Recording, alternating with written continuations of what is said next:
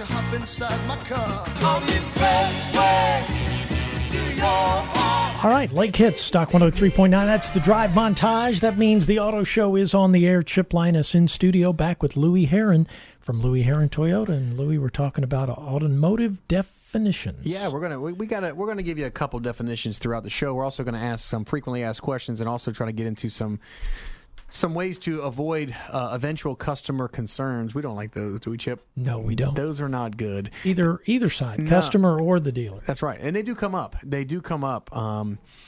Interesting.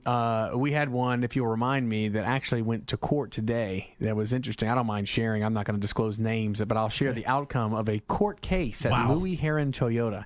Okay.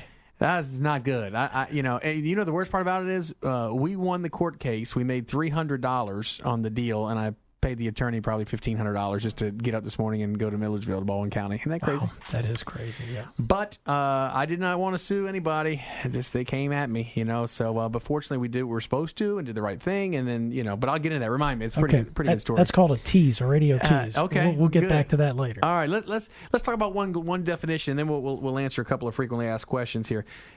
Any idea if someone says to you crush zone on an automobile? What's a crush zone or formerly known as a crumple zone? Do you know what that is? Yeah. Has to do with the bumper, I guess. Okay. Up front. Okay. So here's something that's very important. As consumers are looking at automobiles, one of the major things that's of concern always is safety, right? Mm-hmm. Yeah.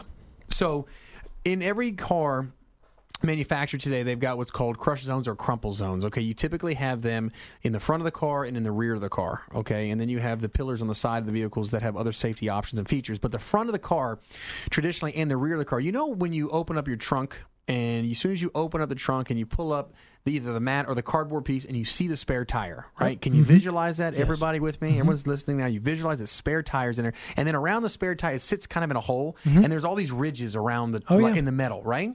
Okay. That's actually for a specific purpose, believe it or not. Okay. Also, in the front, if you look at the hood, there are also certain specified places they're almost like divots that are up underneath the hood. And what happens is if you were to get hit in the rear or you were to get hit in the front, it's supposed to crumple up almost like the front end would crumple up. Like if you've seen a car on the side of the road, it looks like the hood's like in an accordion. It kind of almost folds up, right? Yeah. That's all by design. That's a crush zone, crumple zone. That's a huge safety feature that is on every car made, pretty much. I mean, so it's supposed to do that. That's exactly right. Okay.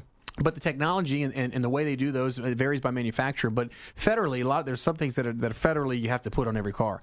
That is in the trunk area. What's interesting is how the whole back end kind of is meant to. The spare tires in there bolted in pretty good, but also though if that thing crumples around the tire, it almost acts as if another bumper is behind it. It kind of crumples all around and kind of drops down, so there's nobody entering into the compartment area in the rear end as well.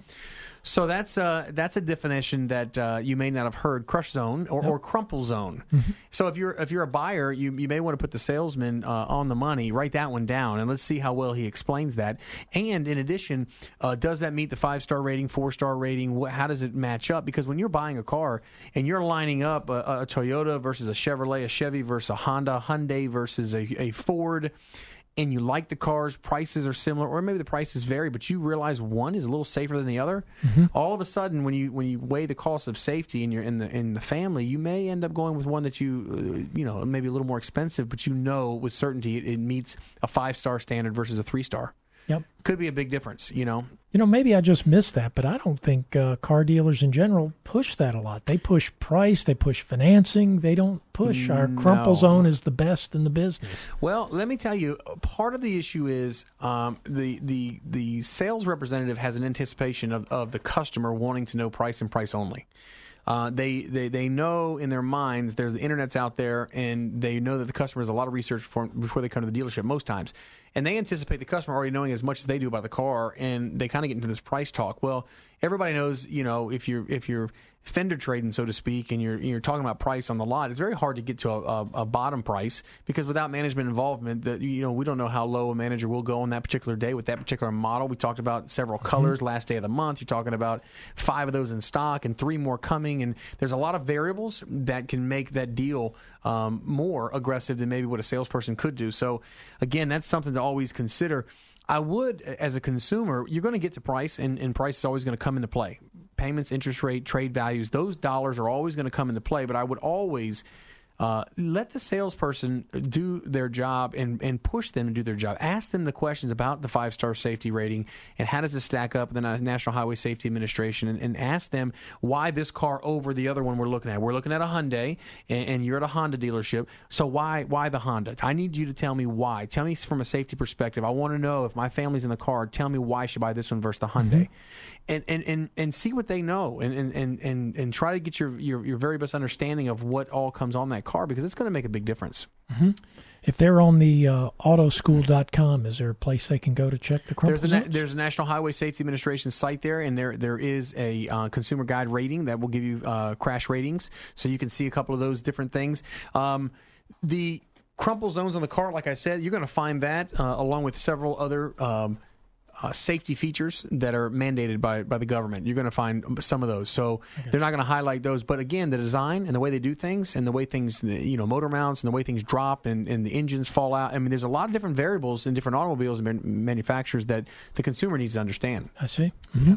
So you want to hit another terminology here? Sure, another definition. Yeah, let's do one more. How about powertrain? You hear that term thrown around all the time, powertrain. Yeah, that's your automatic drive, isn't it? Well, again, the powertrain is the motor, the transmission, and the drive assembly, especially with the front wheel drive systems, front or rear wheel drive systems. So that's the whole main, anything that makes a car pretty much move forwards or backwards is your powertrain. Now, the reason why I think that's important to understand is because a lot of times if a consumer is buying a warranty or like an extended service contract, or there's like our store has lifetime warranty, a lot of things come into play. Is there value there? And if there is value, what value is it? So again, to understand that if like we give the lifetime warranty away with every automobile, okay, we don't charge for anybody for that, and it's good anywhere in the country. Well, what does that cover, and for how long does it cover, and is it really meaningful? Because a lot of people will say, well, it's just powertrain.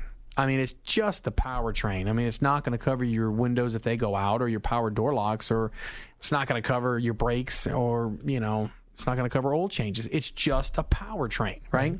Right. But understand, if you're a consumer, that you know that the manufacturer only gives you the powertrain for 5 years or 60,000 miles, as an example. They feel comfortable giving you that warranty coverage for 5 years and 60,000 miles. So if like we have a lifetime warranty and we carry it for the lifetime that you own the car, which is beyond 5 years, beyond 60,000 miles, anything that makes the car move forwards or backwards, it's a pretty big component, especially if it doesn't cost you anything. Expensive to get fixed if you had to. Correct. If you were to buy a powertrain warranty, just the powertrain in the business office, that could be a $1,200 warranty. That could be a $1,200 extended service contract for 7 years, 100,000 miles. So, those items can be expensive. The transmission goes out as $3,000. An engine goes out, could be, depending on what you bought, upwards of $7,000, $4,000, depending on what you bought. Rear axles and drivetrains. I mean, those are big components. Hopefully, when you buy a new automobile, or in our case, we have the lifetime warranty, which is just the powertrain on used cars, up to 100,000 miles. So if you buy an 80,000 mile car from us and it comes with a lifetime warranty, that's a pretty stout claim and warranty to be able to help a consumer that bought a used car with 68 or 85,000 miles, knowing that if something were to go out in the transmission or the engine or the drivetrain, it's covered. So I thought that term would be good. So when we come back, we've got some others. We also got some frequently asked questions. One of the questions you want to stay tuned to says, I want to trade in my I want to trade for a new car, but I need the payments to be as low as possible. Is that available, and can that happen? So if you're interested in that answer, we got a good one for you. All right, that's another tease, and we're going to find out about Louie's court case today. All that coming up. It's the Auto Show. Chip Lyness, Louie Herron from Louie Herron Toyota in Milledgeville. Back with more in just moments, along with the latest weather updated on Doc 103.9.